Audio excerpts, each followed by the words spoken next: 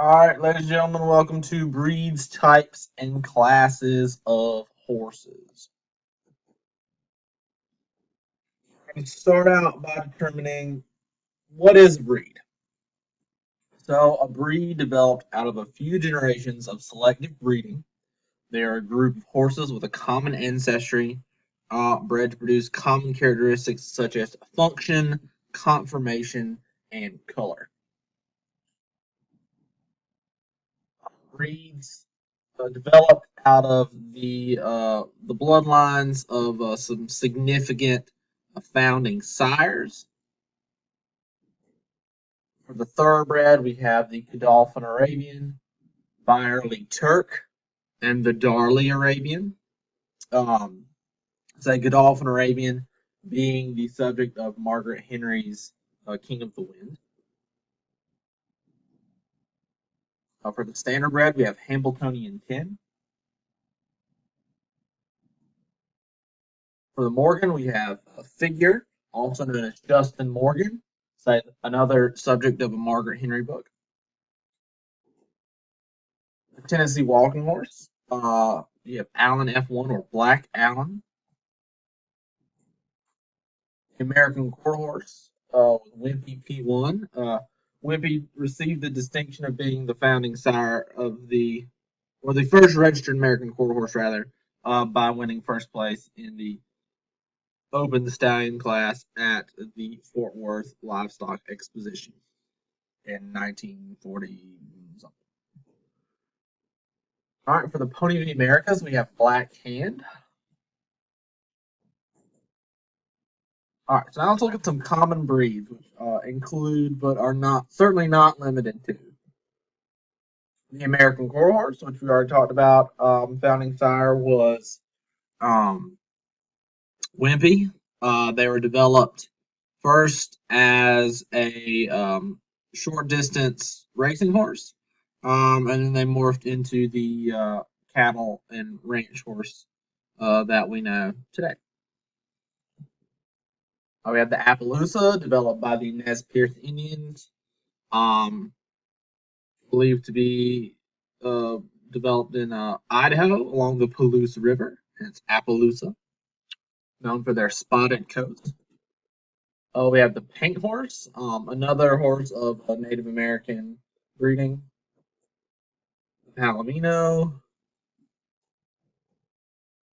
The Arabian from the Middle East, bred by the nomadic peoples of the desert areas, bred to be fast and agile over the desert sands.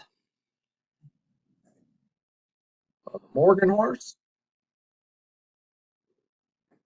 The Morgan was originally bred as a sturdy draft or sturdy small draft sort of animal, but sort of developed into a light riding horse in New England. American Saddlebred, bred in the South as a stylish mount for plantation owners to travel and survey their estates.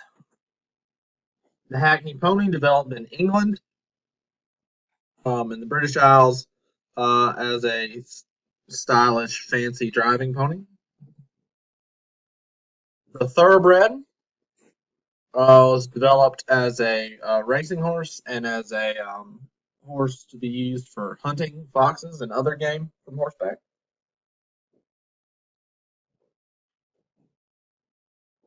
So when they were developed in England. The Standardbred, developed in the United States, developed for harness racing. They show at the trot and the pace. The Tennessee Walking Horse, developed in Tennessee, as another sort of stylish, comfortable horse for plantation owners to survey their property. Walking Horse obviously performs the running walk. Pacifino, developed in the Americas, another non-trotting breed performing the Paso Corto and Paso Largo. Shire, native to England. Is obviously a draft horse used to pull heavy loads and do agricultural work. We have the Clydesdale, very similar, developed in Scotland, north of England. They're going to have more coarse, wiry sort of feathers as opposed to the Shire.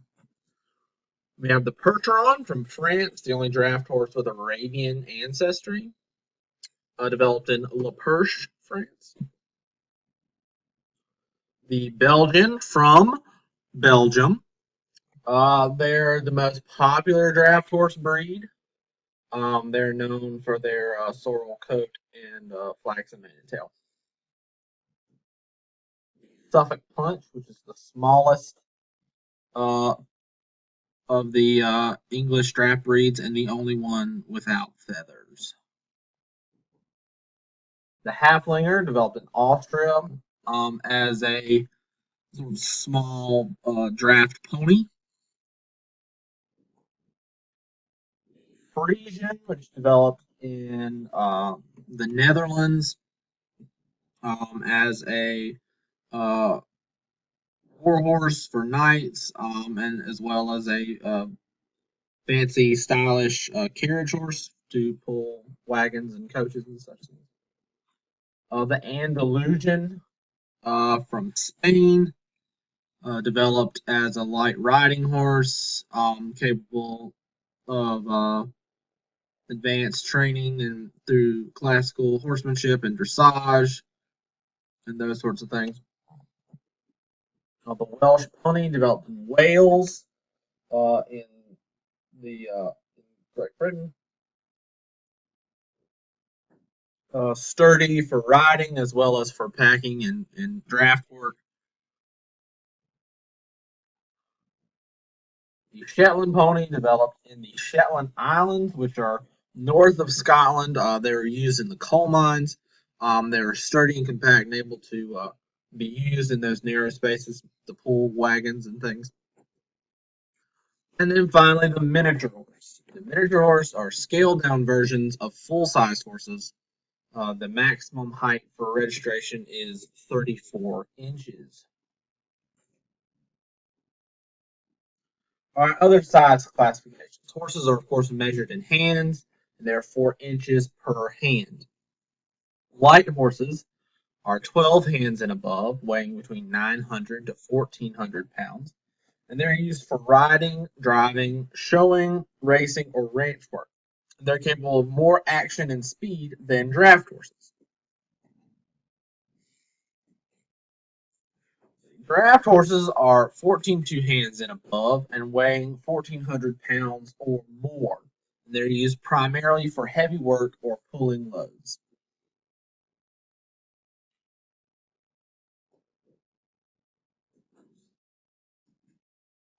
Ponies, on the other hand, are 14 2 hands and below.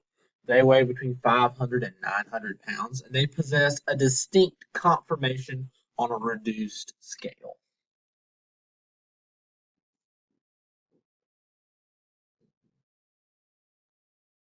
All right, so warm blood versus cold blood.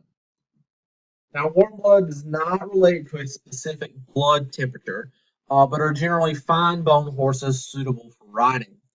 They are distinguished in some countries by having Arabian ancestry, which is what is considered hot-blooded, and then are crossed off with draft horses, which are considered cold-blooded, which we'll talk about in just a second. Some classify all light horses that are not Arabians, drafts, or ponies as warm bloods. Now, of course, more traditionally in America, when we think of warm bloods, we think obviously of sport horses who do combined training, stadium jumping, dressage, and those sort of events. All right, cold-blooded horses are heavy, solid, and strong with calm temperaments. And they're another term used to describe draft horses.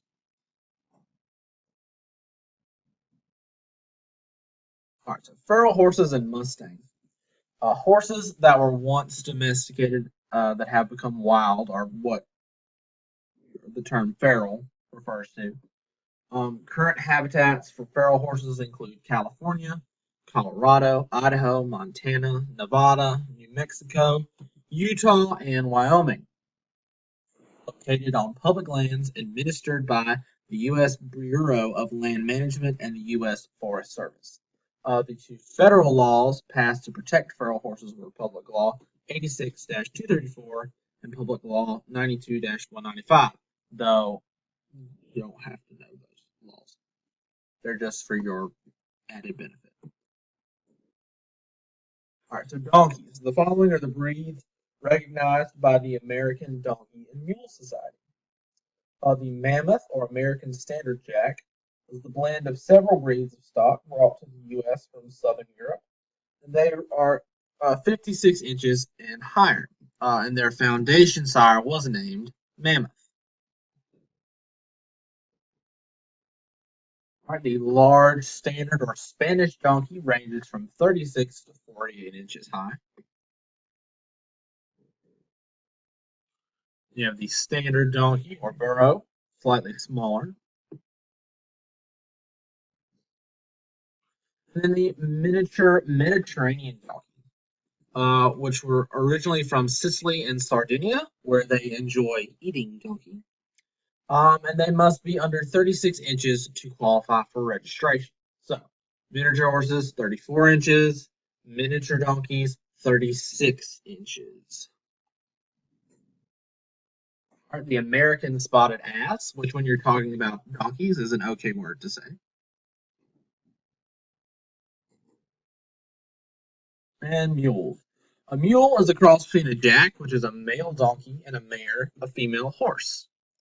Pennies are a cross between a stallion, a male horse, and a jennet, a female donkey.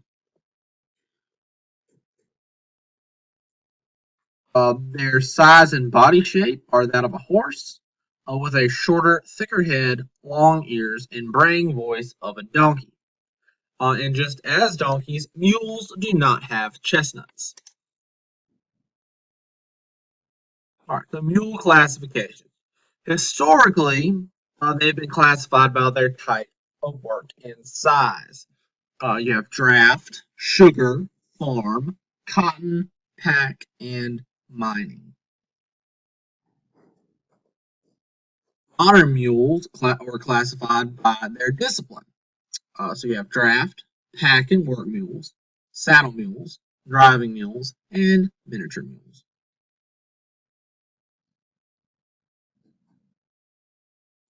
So there you have it, breeds, types, and classes of horses.